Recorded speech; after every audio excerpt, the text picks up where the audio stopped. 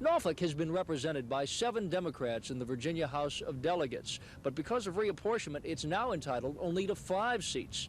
Incumbent Evelyn Haley has decided not to seek re-election, so that means in this Tuesday's Democratic primary, 1 more incumbent will be knocked out of the race. During a special session of this year's General Assembly, House Majority Leader Tom Moss formed a coalition with delegates William Robinson, Edith Harrison, George Heilig, and Bob Washington.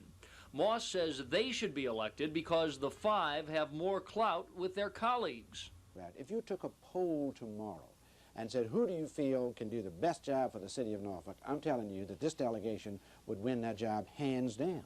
But Delegate Howard Copeland, labeled the Lone Ranger, says Norfolk would be better served by an independent-thinking delegate. I don't sing in the chorus, and I don't rubber stamp legislation that comes along. However, Moss says the Lone Ranger approach just doesn't work. It's okay if you're catching robbers, but it doesn't do a thing when you're passing laws, I can tell you that. It's that simple.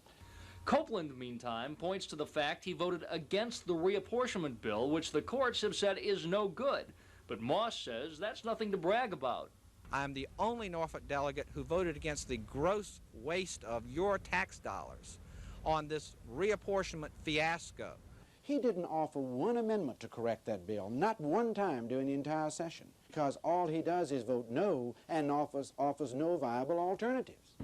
The decision Tuesday comes down to whether Norfolk voters would like to have 5 delegates working together as a team, or would rather have 4 working in unison and 1 who admittedly marches to the beat of a different drummer.